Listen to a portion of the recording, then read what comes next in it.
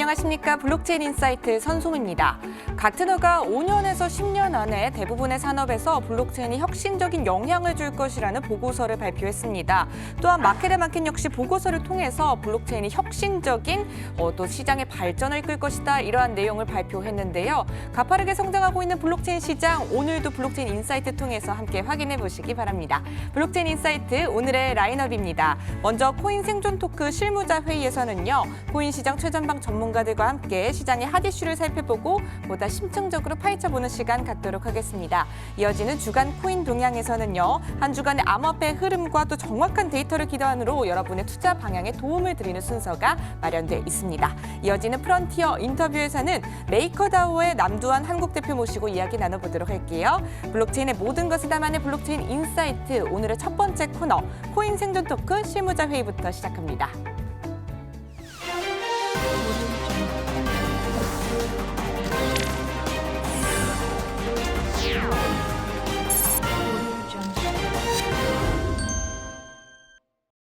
블록체인계의 지극히 개인적이고 편파적인 방송, 업계의 내밀한 속내를 시원하게 파헤쳐드리는 사심 토크죠. 코인 생존 토크 실무자 회의 시작입니다. 오늘도 치열한 코인판 선봉에서 열일하고 계신 세 분 모셨습니다. 비트소닉의 최선준 부대표, 플레타의 박승호 대표, 블록로드 커뮤니케이션즈 정윤성 팀장 세 분 함께하겠습니다. 안녕하세요. 네, 어서 오세요. 자, 그럼 오늘 실무자 회의 주간 회의록 어떠한 내용들 올라와 있는지 화면을 통해 만나보도록 하겠습니다. 업비트가 모네로와 대시 등 6개 암호화폐의 상장 폐비 수준을 밟습니다. 국제 자금 세탁 방지 기구 권고안에 선제 대응한 것으로 풀이됩니다. 바네크와 솔리덱스가 오는 10월 18일 SEC 승인 결정을 앞두고 있던 비트코인 ETF의 신청을 철회했습니다. 올해 1월 이후 두 번째입니다. 네이버의 일본자 회사 라인이 암호화폐 거래소 비트맥스를 공식 출범합니다. 비트코인과 이더리움 등 5개 암호화폐를 취급합니다. 북한이 비트코인과 유사한 자체 암호화폐 개발을 추진합니다. 국제제재 회피와 미국 위주의 글로벌 금융 시스템의 우회 목적으로 풀이되고 있습니다.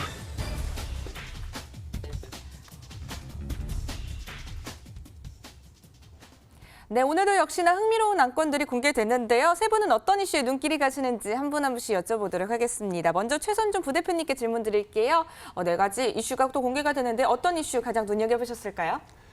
네, 일단 세 번째로 나온 라인의 비트맥스 공식 출범도 눈길이 가고요. 사실 이제 거래소들이 좀 정리돼 가는 과정이고, 사실 이 생태계가 좀 안정화되기 위해서 여러 가지 것들이 진행이 되고 있는데, 이 와중에 라인이라는 거대 대기업이 또 하나의 그 거래소를 낸다는 게 좀 관심이 가고요.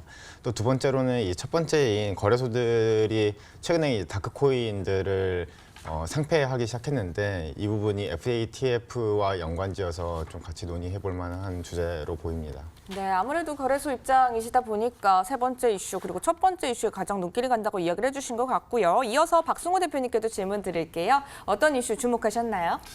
저도 오늘의 의견이 똑같습니다. 네. 저도 우선 이제 세 번째 라인 비트맥스 공식 출범에 대해서 관심이 많이 가고요.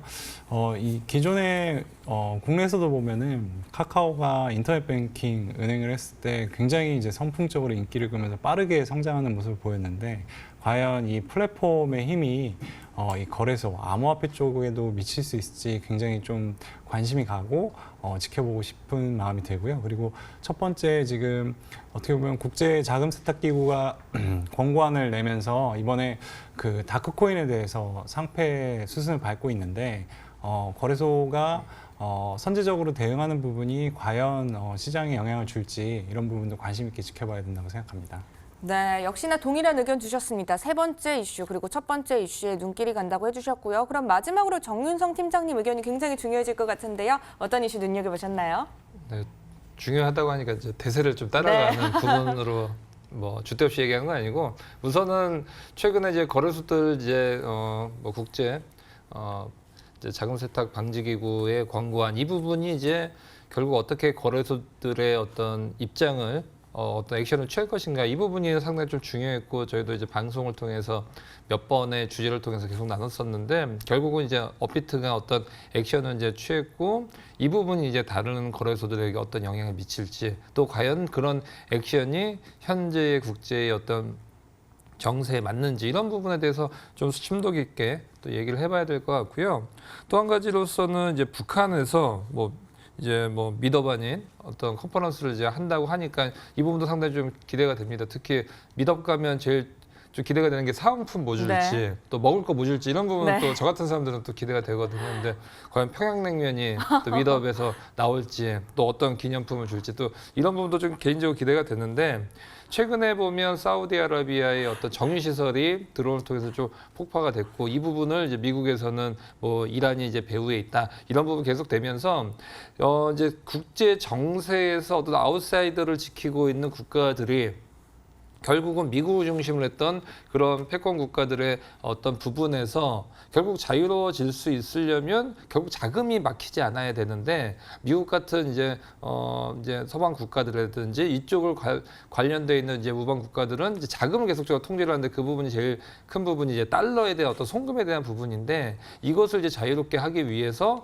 비트코인이나 이런 암호화폐에 대한 부분 특히 또 북한 같은 경우 여러 가지 루머가 나오지 않습니까? 또 해킹을 하고 있다. 그 세력에서는 배후에서는 북한이 된다라는 부분이 있는데 최근 들어서 이제 북한 같은 경우도 어떤 암호화폐에 대한 부분 계속적으로 개발을 하고 있고 이 부분에 대한 컨퍼런스를 하고 있다라고 보고 있기 때문에 앞으로 이런 움직임은 일회성이 아니라 제가 봤을 때는 계속적인 어떤 그런 부분이 계속되고 있고 이 부분이 아까 얘기했었던 국제 자금 세탁 방지에 대한 부분과도 상당히 좀 밀접한 관련이 있다라고 보여집니다. 네, 방금 또 북한 관련해서 또 평양님만 말씀하시니까 진짜로 미덥 행사 가서 이제 맞고 싶다는 그런 생각도 드는데요. 오늘 세 분께서 또 공통적으로 FATF 그리고 또 거래소들 이야기해 주신 것 같습니다. 그래서 오늘의 주제는 첫 번째 이슈를 또 해야 될 것 같네요. 오늘의 주제를 공개하도록 하겠습니다.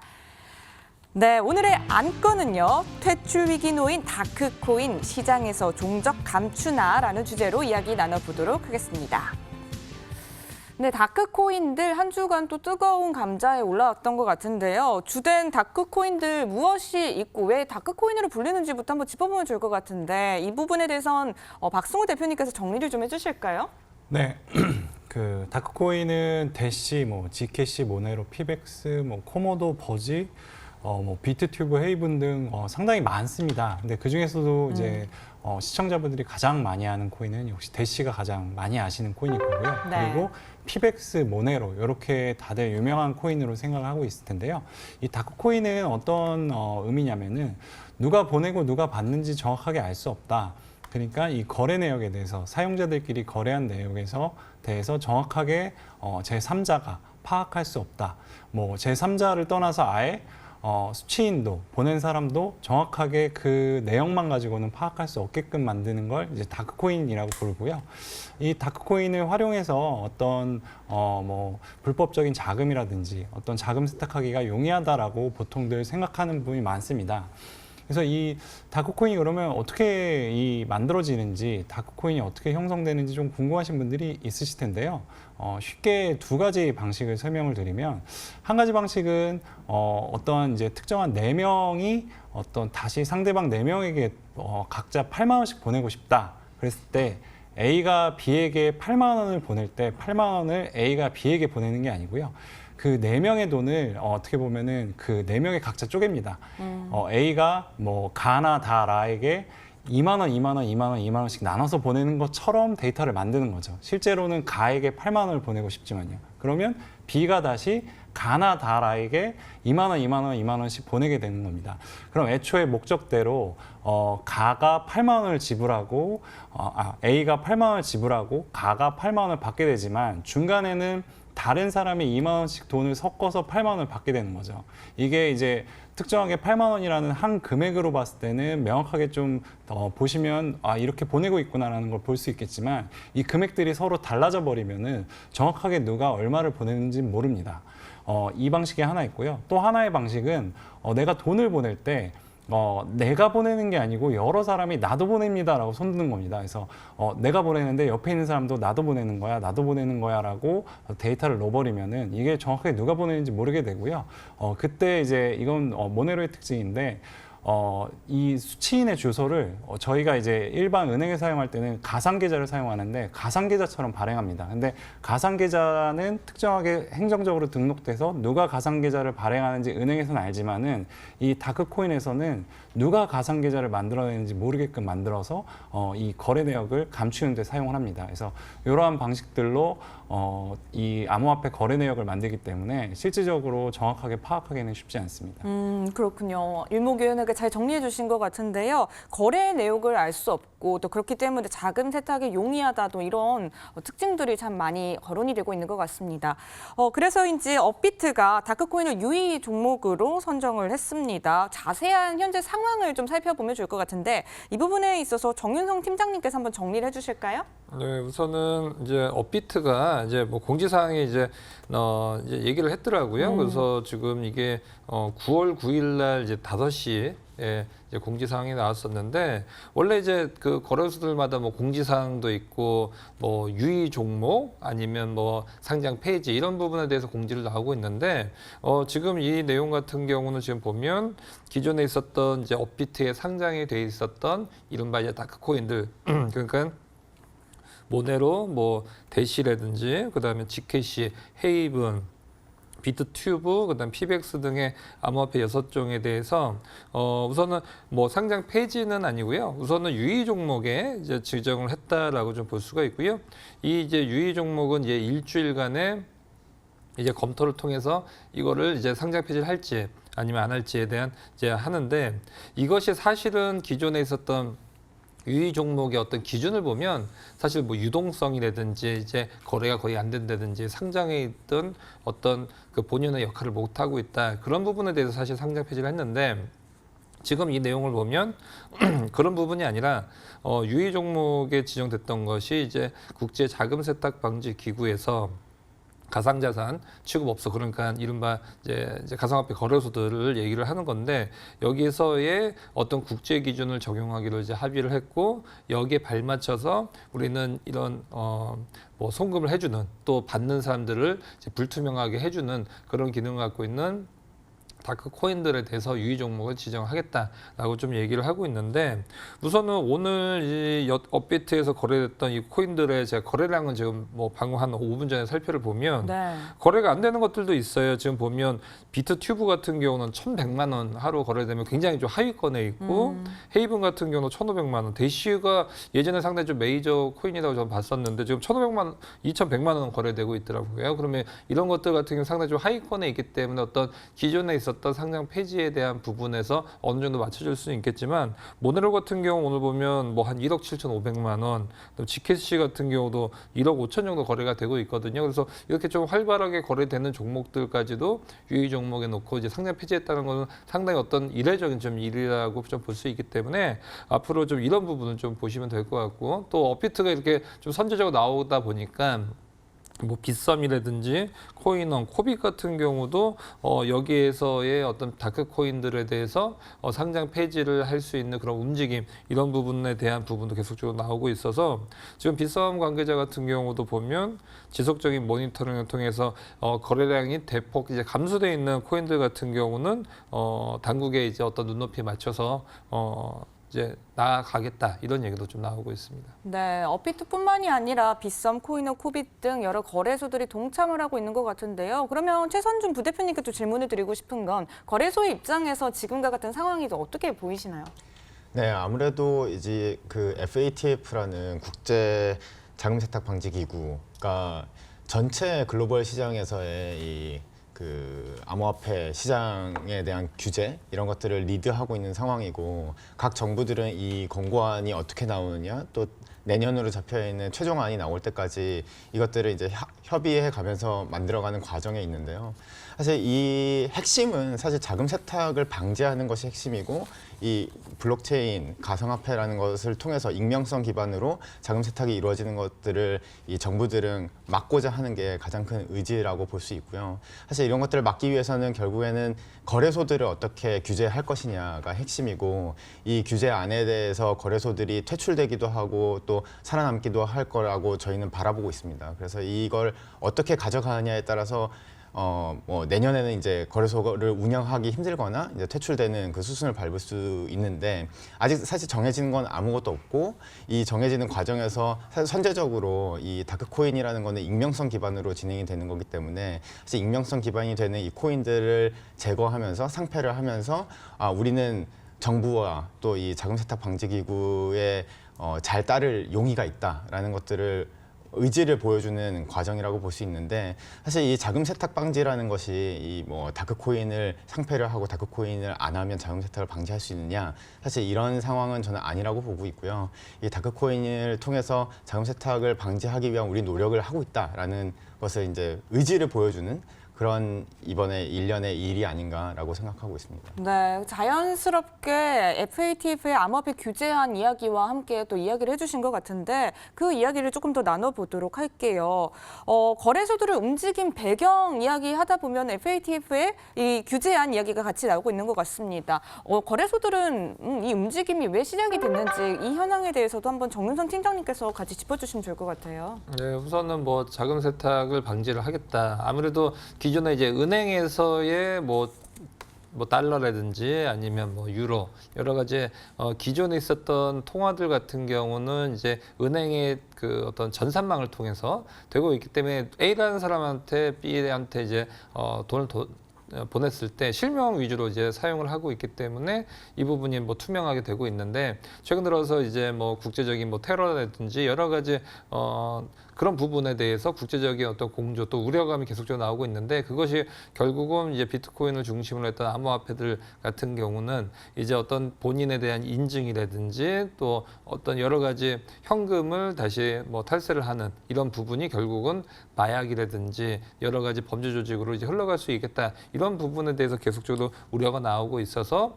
이제 어떤 FATF를 이제 설립을 하고, 이 부분이 사실은 암호화폐 규제안이 지금만 나온 것이 아니라 예전부터도 있었거든요. 근데 그 부분이 이제 서로 암호화폐에 대한 자산에 대한 정의도 힘들었었고, 뭐 거래소에 어떤 정의를 내리기도 힘들었었고 하지만 그 이후로 계속적으로 이런 부분에 대한 우려가 되고 또 여기에 대한 논의가 점점 세분화가 되다 보니까 이제는 이제 어떤 뭐 내년도부터는 이제 여기에 대한 이제 규제안을 제대로 지키지 않았을 때는 퇴출을 할 수도 있겠다라는 어떤 명시적인 부분이 과거보다는 조금 더 목소리가 좀 높아져 있기 때문에 거래소들 같은 경우도 이제 우리가 뭔가를 해야겠다, 이런 부분이 되고 있고, 그 부분에 대한 하나의 행동으로서 오늘 뭐 이런 업비트의 다크코인들을 되는데, 앞으로 이 다크코인들의 상장 폐지에 대한 부분뿐만이 아니라 앞으로도 거래소들마다 이런 움직임에 대한 액션이 계속적으로 좀 나올 가능성이 크다라고 좀 보여지고요. 그러다 보면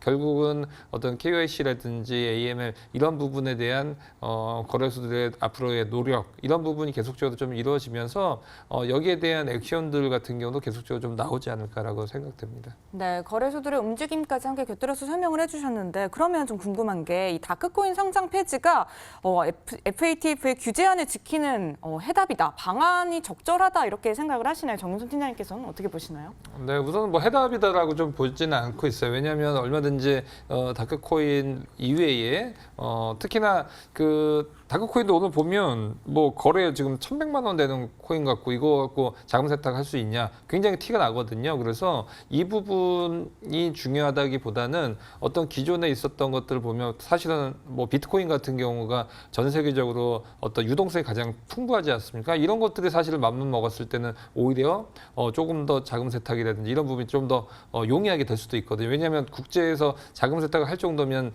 그 자금의 규모가 최소 몇백억에서 몇천억 단위가 되는데, 그 부분이 다크코인 갖고도 할 수 있냐, 상당히 좀 거래량이 많이 떨어지기 때문에 상당히 좀 티가 날 수도 있겠다라고 좀 보여질 수 있기 때문에 그런 부분 봤었을 때는 이제 오늘은 하나의 어떤 액션이고 좀 의미 있는 그런 부분이고, 거래소들마다 서로 이제 뭐 정부의 눈치 또 FATF의 눈치를 많이 보고 있거든요. 그래서 우리는 이런 거 하고 있다, 우리는 이렇게 나가고 있다라고 이제 어떤 그좀 보여주기식의 그런 액션인 부분도 상당히 좀 보여진다라고 보여지고요. 이것이 핵심적이다라고 보기보다는 거래소를 통해서 어떤 A에서 B로 자금이 이동했었을 때 거기에 대한 시스템적인 어떤 보완 이런 부분도 상당히 병행이 돼야 되지 않을까라고 보여집니다. 아무래도 보여주기식 액션도 조금은 있을 것 같다 이야기를 해주신 것 같고요. 자, 그렇다면 이 다크코인이 과연 이 시장에서 퇴출될지 이 향방에 대해서도 많은 분들이 또 관심을 두고 계실 것 같습니다. 정말 좀 신기했던 게 미국에서는 또 우리와는 좀 다른 움직임들이 보여졌거든요. 예를 들어서 대시가 코인베이스에는 또 상장이 됐다고 하더라고요. 이건 또 어떻게 봐야 될까요, 박승우 대표님? 대시 같은 경우는 제가 이제 아까 다크코인 설명할 때 처음에 설명드린 방식을 좀 사용하고 있습니다. 그래서 송금자와 수취자의 어떻게 보면은 금액을 쪼개서 서로 이거를 교환하면서 거래 내역을 숨긴다기보다는 감추고 있는데요. 근데 이게 송금자가 누구고 수취자가 누구인지는 좀 내역이 명확하게 나오거든요. 그렇기 때문에 대시 같은 경우는 데이터를 잘 뜯어보고 잘 살펴보면은 우리도 상당히 완벽하게 이게 다크코인처럼 움직이지는 않는다라는 의견들도 꽤 있습니다. 그래서 그리고 대시 같은 경우는 이 익명성뿐만 아니고 여러 가지 이제 서비스를 도입하기 위해서 움직이는 부분들이 상당히 좀 많은 코인이거든요. 그래서 뭐 속도를 빠르게 한다든지 그 다음에 거버넌스 자체에 이 익명성을 보장하는 거를 마스터노드라는 걸 사용하고 있는데 이 마스터노드가 익명성뿐만 아니고 뭐 서비스를 도입하는 부분, 그 다음에 대시코인의 거버넌스를 형성하는 부분 이런 식으로 좀 움직이고 있기 때문에 대시는 조금 다른 길을 걸을 수도 있지 않을까라고 저는 좀 생각을 해보고요. 그리고 이제 이 다크코인뿐만 아니고 거래소 입장, 암호화폐와 거래소 입장에 생각해 보면. 솔직히는 이제 현금 거래가 더 익명성이 보장된다고 생각할 수도 있거든요. 제가 어떻게 보면 밖에서 현금을 들고 와서 ATM기에서 입금을 한다라고 했을 때는 이 현금을 어디에서 갖고 왔는지는 절대 알 수가 없습니다. 그렇죠. 어떻게 보면요. 근데 암호화폐에 대해서 이렇게까지 어떻게 보면 규제가 강조되고 이 규제를 정말 해낸다면 어떻게 보면 현금보다도 더 믿을 만한 암호화폐 생태계가 되지 않을까라는 생각도 좀 해봅니다. 네, 그렇군요. 아직은 여러 변수가 많이 보이긴 하는데요. 그렇다면 과연 다크코인이 시장에서 퇴출당할지 앞으로의 향보에 대해서도 궁금합니다. 이 점에 대해서는 최선준 부대표님께 질문 드릴게요.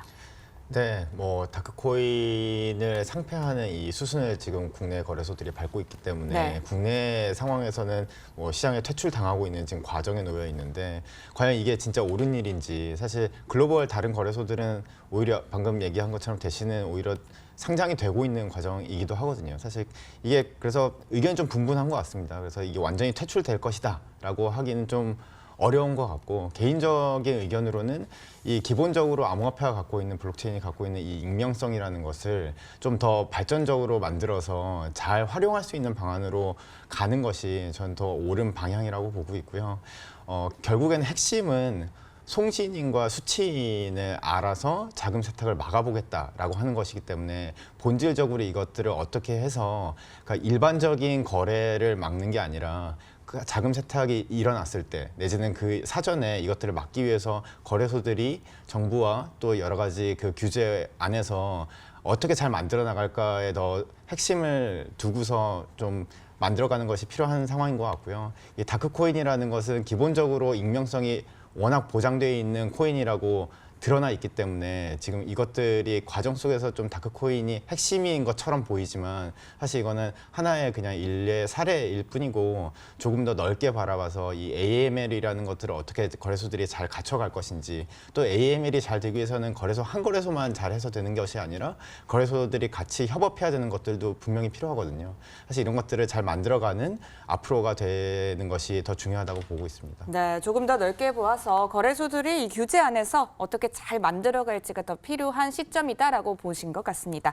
자, 그러면 이제 한 줄평 내려볼 때인 것 같은데요. 먼저 박승우 대표님께 한 줄평 여쭤볼게요. 어떻게 내려주실 건가요? 네, 거래소들이 이제 선조치를 어떻게 보면 한 셈인데요.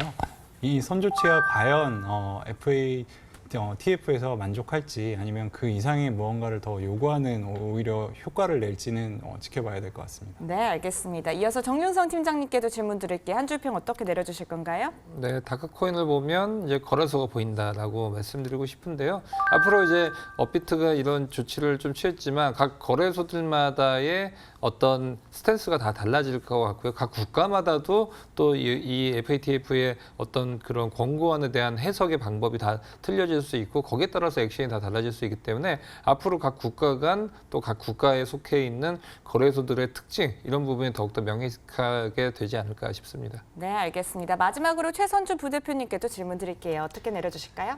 네, 이번 다크코인 사례를 통해서 FATF가 주도하고 있는 익명성이라는 것이 좀 수면 위로 이제 더 드러나기 시작했는데 나무만 바라보기보다는 숲을 보면서 이 AML 자금 세탁을 어떻게 하면 잘 막을 수 있을까라는 것들을 좀 바라보는 그런 쪽으로 좀 노력이 많이 필요한 거라고 보고 있습니다. 네, 알겠습니다. 네, 오늘 세 분과 함께 가감없는 토크 나눠봤습니다. 다음 시간에 더 재밌는 주제로 찾아뵙겠습니다. 오늘 함께해 주셔서 고맙습니다.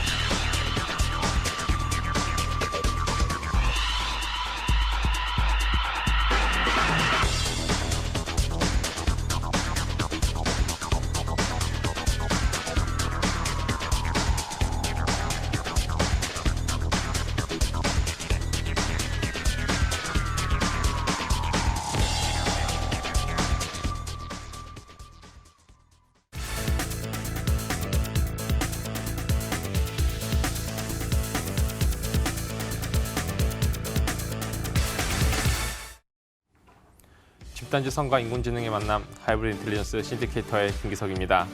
네, 정확한 데이터를 기반으로 한 주간의 코인 동향을 분석하고 투자 방향을 예측해보는 주간 코인 동향 시작하도록 하겠습니다. 먼저 비트코인 움직임부터 보시도록 하겠습니다. 비트코인은 지난주에 비해서는 약 1.16% 상승한 위치까지 도달했으나 꾸준하게 하락하고 있는 모습입니다. 이렇게 꾸준하게 하락하고 있는 와중에 오늘 아침에 더욱더 하락한 모습을 보여주면서 $10,000 밑으로 빠지게 되었는데요. 그럼에도 불구하고 신디케이터 하이브리드 인텔리전스에서는 비트코인의 가격이 상승될 것이라는 전망을 내놓고 있습니다. 그다음 비트코인의 어떤 점유율과 시총 변화를 살펴보도록 하겠습니다. 비트코인의 점유율이 떨어졌지만 시총이 상승했습니다. 이런 의미는 즉 비트코인 외에 다른 알트코인들의 약진을 의미하는데요. 앞으로 보실 다른 알트코인들의 데이터를 보시면서 자세히 설명드리도록 하겠습니다. 먼저 시총 탑10의 데이터를 보시도록 하겠습니다. 시총 탑10의 주간 순위를 보시게 되면 모두 다 상승했다는 모습을 볼 수가 있습니다. 6위부터 10위를 보시게 되어도 테더를 제외한 다른 프로젝트들이 모두 다 상승한 모습을 볼 수가 있게 되는데요.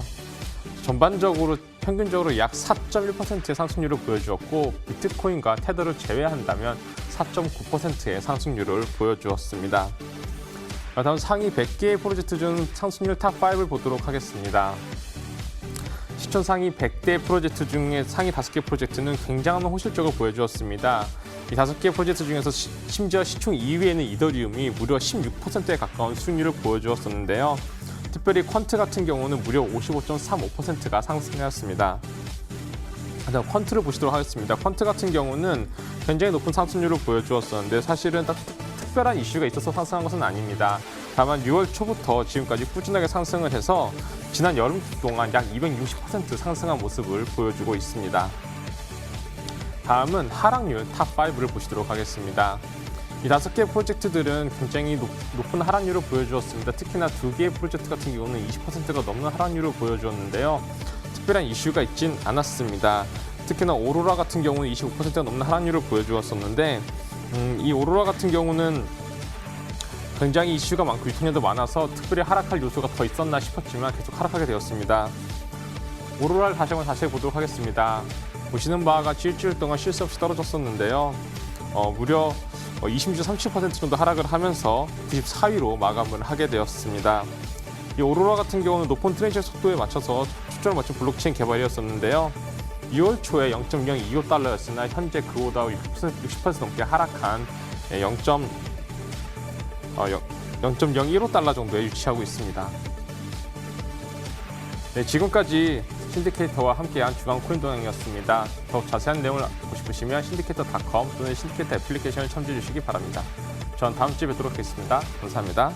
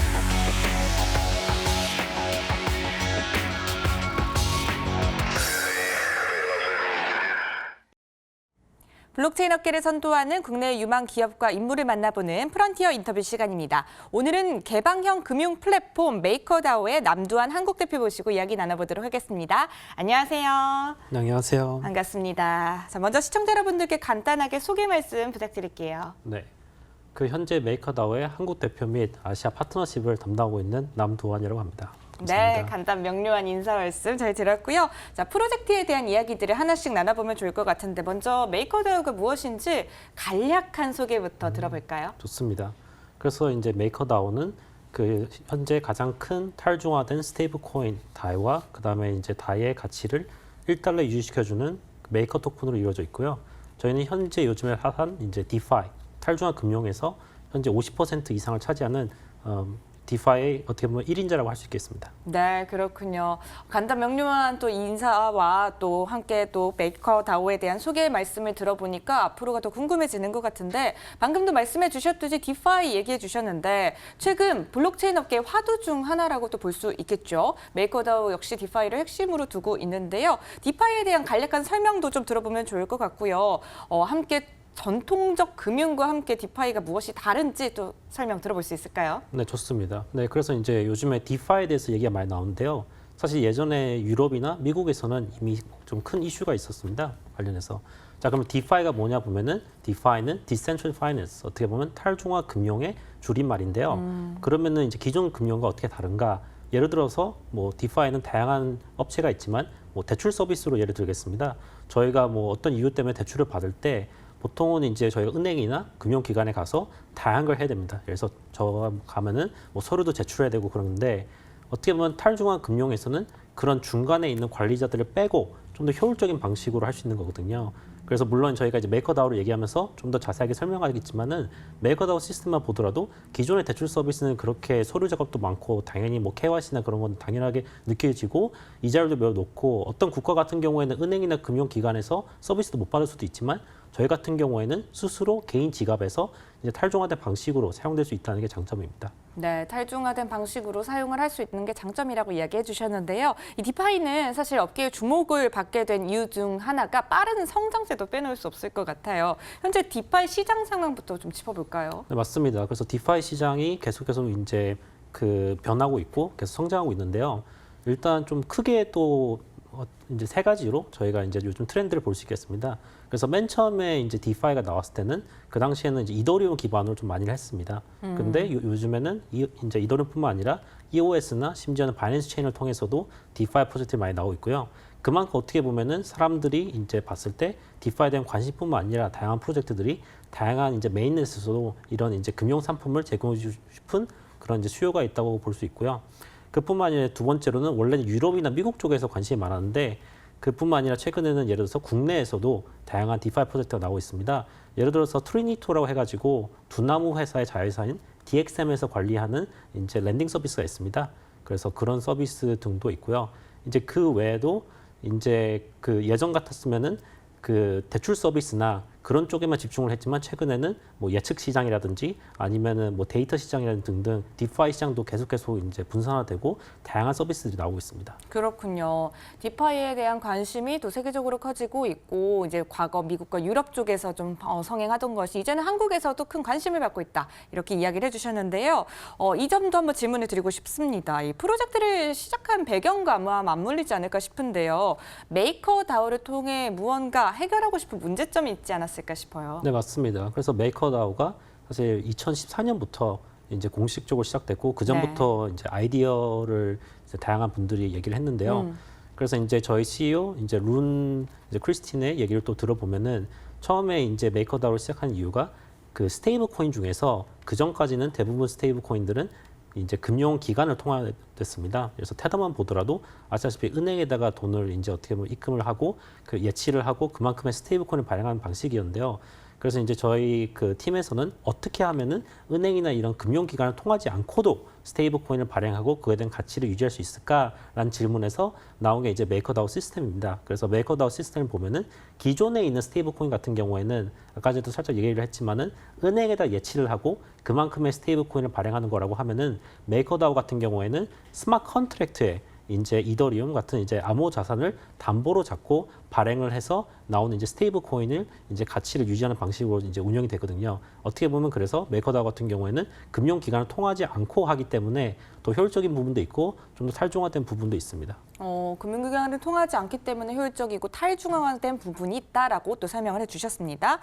또 앞서 언급해 주셨던 것처럼 다이와 메이커 이 두 토큰이 프로젝트를 이해하는 데 주된 키가 아닐까 또 싶은데요. 어떻게 활용이 되는 것일까요? 네, 맞습니다. 그래서 이제 그 많은 분들이 대부분 이제 프로젝트가 코인이 딱 하나라고 이제 생각하는 분도 많은데요. 그렇죠. 이제 저희 같이 이제 코인이 두 개인 어떤 프로젝트들이 몇 개 있습니다. 뭐 예를 들어서 테라, 루나 같은 경우도 그런데요. 그래서 이제 다이랑 메이커를 일단 설명하자면요. 다이는 스테이블 코인 그리고 현재 그 미국 달러의 가치와 연동돼 있는 이제 스테이블 코인입니다. 네. 자, 근데 이제 다이 같은 경우에는 발행이 될 때 제가 아까 전에 살짝 설명을 했지만은 암호 자산을 담보로 잡고 발행을 하게 되는데요. 그러면 이제 어떻게 보면 대출 서비스가 되는데 이 대출 서비스의 그 수수료비를 메이커 토큰으로 이제 지불하게 됩니다. 그래서 이제 메이커 토큰은 수수료비의 역할도 있고요.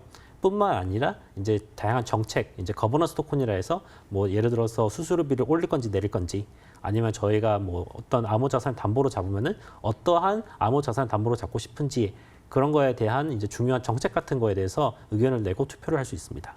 그렇군요. 방금도 언급을 해주셨던 것 중에 스테이블 코인에 주목한 이유 이 점도 한번 들어보고 싶네요. 네, 맞습니다. 그래서 스테이블 코인에 대해서 관심이 특히 높아진 거는 어떻게 보면 예전에는 이제 비트코인이나 이더리움으로 그 할 수 있지만은 또 제한된 점이 뭐냐면 특히 저희가 예를 들어서 마켓이나 아니면 거래를 할 때는 그 뭐 예를 들어서 저희가 라면을 먹는다 쳤을 때 하루는 갔는데 500원인데 그 다음 날은 1,000원, 그 다음 날 2,000원, 그 다음에 300원 이렇게 변하면은 판매자도 그렇고 소비자도 그렇고 둘 다 불편할 겁니다. 그렇죠. 아니면 저희가 뭐 계약을 했는데 뭐 1년 뒤에 돈을 빌리는데 그 자체의 가치가 너무 떨어지면은 안 되겠죠. 그런 의미에서 이런 그 스테이블 코인 같은 역할을 어떻게 보면 스테이블 코인이 중요한데요. 많은 분들이 질문하는 게 그럼 그냥 현금을 쓰면 되지 왜 굳이 이런 스테이블 코인을 쓰냐? 지만은 또 어떻게 보면 현금은 특히 저희 지금 스마트 컨트랙트에 그런 데 적용시키기가 매우 어렵습니다. 네. 그러다 보니까 이렇게 스테이블 코인이 중요해지는 거죠. 그렇군요. 암호화폐의 가치는요, 사실 뭐 실생활에서 얼마나 사용될 수 있는가 이 부분도 한몫을 하는 것 같은데요. 저희가 에피소드 중에 하나가 아까 방송을 시작하기 전에 카드를 통해서 암호화폐 결제를 하시더라고요. 실생활에서 어떻게 또 사용하는지 카드 좀 보여주실 수 있을까요? 네, 보여줄 수도 있고요. 그래서 이제 그 다이 같은 경우에는 다양한 파트너십이 있고요. 네. 그 중에서 저희가 당연히 가장 중요하게 생각하는 것 중에 하나가 페이먼트 쪽입니다. 어떻게 하면은 스테이블 코인을 좀 잘 사용할 수가 있을 건데요. 네. 여기 보이시는지 모르겠지만 이게 이제 WireX라 해가지고 오. 네, 이제 그 외국 이제 카드 회사입니다. 그래서 이 카드 회사에서 다이뿐만 아니라 다양한 암호화폐를 입금을 시키면은 계산을 할 때 이게 네. 이제 이게 외국 쪽이니까 달러를 바꾸고 그걸로 이제 결제가 됩니다. 그래서 아까 전에 저희가 만났을 때 그걸로 이제 커피를 사 먹었는데 네. 실제로 어떻게 보면은 많은 분들이 암호화폐로 뭐 결제나 그게 되냐 하면은 당연히 됩니다. 당연히 되는 것을 또 이제 증거와 함께 또 설명을 해주셨습니다. 계속해서 말씀을 해주시고 있는 것 중에 하나가 탈중앙화 금융인데요. 이것을 핵심으로 하는 메이커다오의 플랫폼 구성 그리고 또 각각의 역할에 대해서도 짚어보면 좋을 것 같습니다. 네, 맞습니다. 그래서 이제 메이커다오 같은 경우에는 저희 일단 그 서비스를 좀 더 설명하면서 플랫폼을 같이 얘기하면 좋겠네요. 그래서 아까 전에 이제 다이 스테이블 코인을 얘기했었는데 다이 스테이블 코인을 발행하는 방식은 저희가 이제 CDP라고 합니다. 그게 이제 담보 대출 서비스인데 그 담보 대출 서비스는 이제 암호 자산을 담보로 잡고 이제 발행하는 방식입니다. 그래서 현재 지금 저희가 이제 이더리움을 이제 담보로 잡을 수 있는데요. 그래서 개인이나 기관이 가서 이제 이더리움을 담보로 잡으면은 그거의 최대 66.6%까지 이제 다이를 발행할 수 있습니다. 네. 어떻게 보면은 이제 중앙은행이랑 비슷할 수도 있고 아니면 많은 분들이 또 부동산이랑도 많이 그 생각을 하는데요. 그렇게 이제 다이가 발행이 되면은 이제 나중에 자기가 담보물 이제 저희가 얘기한 건 이더리움이죠. 이더리움 받고 싶으면은 수수료비를 내야 됩니다. 그래서 이 수수료비는 메이커 토큰으로 내게 되고 여기서 낸 메이커 토큰은 소각이 됩니다. 그래서 이제 시스템이 운영이 잘 된다고 하면은 메이커 토큰의 가치는 계속 이제 오를 수 있는 구조이고요. 근데 만약에 저희가 아까 전에 담보물을 한다 그랬는데 혹시라도 그러면 저희가 발행한 다이가 어떻게 보면 담보물보다 더 이제 가치가 높아지면 예를 들어서 담보물이 있는데 담보물의 가치가 갑자기 떨어지면 어떻게 하냐? 그럴 때는 저희가 메이커 토큰을 추가로 발행해서 팔아서 그걸 충당을 합니다. 네. 그래서 이제 메이커 토큰 홀더들은 어떻게 보면은 그거에 대해서 리스크도 있지만은 시스템이 작동이 잘 되면 계속 소각이 되기 때문에 또 그거에 대한 리워드도 있습니다. 그렇군요. 또 발행에 대한 이야기도 함께 들어봤었는데 이제 메이커다오가 제공하는 서비스에 대한 이야기 조금 더 해보도록 할게요. 사용자들이 어떤 방식으로 이 서비스를 이용할 수 있는지 이 점을 한번 설명해 주실까요? 네, 맞습니다. 그래서 이제 CDP 같은 경우에는요, 그 개인이 예를 들어서 메타마스크나 아니면 뭐 레저나 그런 이제 개인 지갑이나 를 통해서 할 수 있고요. 네. 뿐만 아니라 최근에는 이제 뭐 코인베이스 월렛이든지 스테러스 월렛이라든지 그런 이제 다양한 좀 더 쉽게 이제 연동할 수 있게 하는 방식으로 이제 저희가 아까 얘기했던 CDP 담보대출 서비스를 사용할 수 있습니다. 그래서 이제 이거를 통해서 물론 이제 다양한 서비스가 나오겠지만 현재 저희가 가장 집중하는 거는 CDP 서비스고요. 그래서 이제 그 외에도 뭐 미래에 또 나올 수 있는 것 중에 하나는 예를 들어서 다이 아까 전에 스테이블 코인 들고 있으면은 예를 들어서 뭐 이자를 받든지 뭐 리워드를 받든지 그런 것도 저희가 지금 고민을 하고 있고요. 하지만 지금 현재 저희 주요 서비스는 CDP라고 지금 보셔도 될 것 같습니다. 네, 담보대출 서비스, CDP 등등 여러 가지 이야기해 주셨고요. 자, 그리고 이더리움 관련된 또 질문을 좀 드려보도록 할게요. 메이커다오는 이더리움을 기반으로 서비스를 또 제공을 하고 있는데요. 이더리움과 같은 암호화폐는 사실 좀 변동성이 또 큰 게 또 단점 중에 또 하나이지 않을까 또 싶습니다. 장점이 될 수도 있고 단점이 될 수도 있다고 생각을 하는데 어떻게 좀 이에 대한 대응책을 또 세워두셨는지 궁금한데요. 네, 맞습니다. 그래서 저희가 이제 예전부터 운영을 하면서 그 아실 분은 알겠지만은 이더리움 가격이 하락을 좀 많이 했는데요. 네. 한때는 1,200달러까지 갔던 게 그 심지어는 100달러까지 가고 하면서 저희도 이제 다양한 대응책을 내고 했습니다. 그래서 하지만 보시다시피 아직도 저희 시스템이 잘 운영이 되고 있는데요. 그 아까 전에 살짝 얘기했지만 저희 이제 수수료비가 있습니다. 그래서 이제 수수료비는 메이커 토큰으로 내게 되는데 그 저희가 아까 대출 서비스로 얘기를 했는데 대출 서비스에 만약에 수수료비가 높으면은 그러니까 원래는 그걸 이제 대출 서비스 사용하고 싶어하는 사람들도 수수료비가 높으면 사용을 안 하겠죠. 네. 그런 비슷하게 오히려 반대로 그 이더리움 가격이 떨어지면서 담보물의 가치가 떨어진다고 생각하면 대출을 받는 사람이 좀 적어지거든요. 그럼 그거에 대해서 대응하는 방법은 수수료비를 줄이면 됩니다. 그래서 그 지금은 수수료비가 12.5%지만은 전에 이제 저희가 하락장이 좀 심하게 왔을 때는 0.5%까지 내린 적이 있습니다. 그래서 이제 이렇게 수수료비를 통해서 이걸 조절을 할 수 있습니다. 근데 그러면 이더리움의 다른 암호화폐를 보유한 분들은 서비스 이용이 힘든가요? 그 미래는 가능한데요. 현재는 지금 이더리움만 받고 있습니다. 그래서 이제 나중에는 저희가 이제 MCD라 해서 이제 영어로는 멀티 콜라테럴 그래서 다중 담보 시스템이 나올 겁니다. 네. 현재는 그 어떻게 보면 단일 담보 시스템만 있고요. 근데 이제 다중 담보 시스템이 나오게 되면 예를 들어서 뭐 오미세고라든지 그런 ERC20 토큰으로 일단 담보로 잡을 수 있고요. 그 외에도 나중에는 저희가 뭐 부동산이라든지 아니면은 다른 이제 자산들도 토큰화해서 그걸 담보로 잡아서도 사용할 수 있습니다. 하지만 현재는 이더리움만 가능합니다. 네, 알겠습니다. 자, 암호화폐를 기반으로 하고 있는 유사 프로젝트들이 상당히 많이 있습니다. 경쟁 또한 또 당연할 텐데 메이커다오에 뛰어넘을 만한 강점 무엇이 있을까요?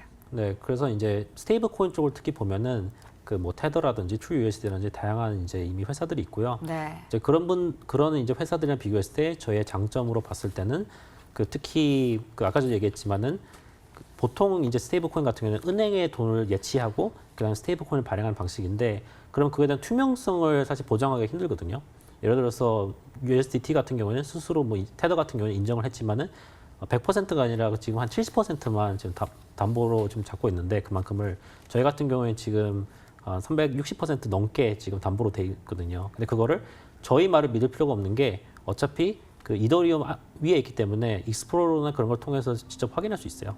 그래서 어떻게 보면 그런 투명성이 저희 장점 중에 하나고요. 네. 그러다 보니까 또 법적으로도 좀 더 이제 문제는 적은 게 만약 금융기관에서 예를 들어서 다른 스테이블코인 같은 경우에는 그 기관에서 그걸 금지해 버리면은 그러면 안 되지만 저희 같은 경우 어차피 금융기관 통하지 않기 때문에 그런 리스크가 좀 더 적습니다. 그 외에 이제 얘기하신 이제 스테이블코인뿐만 아니라 대출 서비스 쪽으로 봤을 때 저희 장점 중에 하나는 이미 작동을 좀 오래 하다 보니까는 그 저희가 예를 들어서 뭐 필요하다면 청산 시스템에 그런 것도 많이 이제 구축을 해놨고요. 이제 그런 의미에서 어떻게 보면 지금까지도 계속 그 1인자 역할을 해온 거라고 생각합니다. 네, 그렇군요. 홀더들이 또 가장 궁금할 만한 부분이요. 메이커다오가 확보한 자산은 어느 정도인지 이 점에 대해서도 많이 궁금해하실 것 같거든요. 좀 네, 여쭤봐도 될까요? 네, 맞습니다. 그래서 저희가 지금 이제 잡고 있는 이제 이더리움을 봤을 때는 그 전체 디파이 시장이 현재 지금 한 6천억이 좀 넘습니다. 네. 근데 저희가 지금 잡고 있는 게 한 3천억이 좀 넘거든요. 근데 사실 전에 이더리움 가격이 더 높았을 때는 당연히 더 높았죠. 네. 근데 이제 전체적으로 봤을 때 저희가 한 1.5에서 2% 정도의 전체 이더리움을 저희가 지금 담보로 잡고 있는데요. 그러다 보니까 이더리움 재단에서도 가끔씩 이제 연락이 많이 옵니다. 그게 뭐 걱정이든지 아니면 뭐 좋아한다는 그런 이제 그 팬레터든지. 네. 네. 알겠습니다. 자, 그러면 이제 앞으로의 계획에 대해서도 좀 여쭤보고 싶은데요. 로드맵 그리고 계획까지 함께 설명을 해주실까요? 네, 맞습니다. 그래서 이제 계획과 관련해서는 국내 계획과 그다음에 이제 또 글로벌 계획을 제가 좀 따로 얘기하고 싶은데요. 네. 국내 같은 경우에는 어떻게 보면 스테이블 코인이나 디파이에 대해서 뭐 최근에는 관심이 많지만 아직은 유럽이나 미국에 비하면은 관심도나 인지도가 좀 아직은 이제 그냥 성장하는 단계이기 때문에 저희가 봤을 때도 계속해서 유저를 늘리고 파트너십을 늘리는 거에만 집중을 하고 있습니다. 그래서 뭐 예를 들어서 최근에는 그 다양한 거래소에도 성장을 했는데요. 뭐 그래서 업빗이라든지 코빗이라든지 그런 거래소 성장을 하고 그다음에 이제 삼성 핸드폰을 그러니까 S10이 있는 분들은 지갑에 보시면은 메이커 토큰이 기본적으로 들려 있는 거를 이제 보실 수도 있는데요. 네. 그렇게 다양한 이제 그 협업이든지 아니면은 저희 사용처를 늘리려고 하고 있고요. 그다음에 이제 글로벌로 봤을 때도 물론 이제 다의 사용처 아까 전에 제가 보였던 뭐 WRX나 그런 카드도 있지만은 또 그뿐만 아니라 저희가 또 생각하는 거는 다양한 담보 시스템을 계속 늘리려고 합니다. 아까 전에도 그 얘기하셨지만은 지금은 이더리움만 담보로 잡을 수 있지만은 미래는 다양한 토큰들 아니면 심지어는 다양한 자산들도 잡을 수 있으면은 저희의 어떻게 보면 스케일이 더 커질 수도 있고 뿐만 아니라 새로운 유저들도 계속해서 더 할 수도 있겠죠. 네, 앞으로의 로드맵까지 또 짧게 들어봤습니다. 그럼 마지막으로 짧게 오늘 함께하신 소감을 한번 여쭤볼까요? 네, 오늘 이렇게 그 초대해 주셔서 감사하고요. 그 특히 국내 디파이에 대해서 관심이 점점 더 높아지고 있는데 이 방송을 통해서 더 많은 분들이 관심을 가졌으면 좋겠고요. 뿐만 아니라 이제 미래에도 그 메이커다오뿐만 아니라 다양한 프로젝트도 요즘에 이제 디파이 뭐 국내에서도 계속 나오고 있는데 계속해서 관심을 주면 좋겠습니다. 네, 알겠습니다. 지금까지 메이커다오의 남주환 한국 대표와 함께했습니다. 나와주셔서 고맙습니다. 감사합니다. 네, 블록체인 인사이트 오늘 준비된 순서는 여기까지입니다. 오늘도 유용한 시간이 되셨나요? 블록체인에 관련된 더 많고 새로운 이야기들 다음 주 이 시간에 모두 들고 찾아뵙도록 하겠습니다. 저희는 다음 주 이 시간에 다시 인사드릴게요. 지금까지 함께해 주셔서 고맙습니다.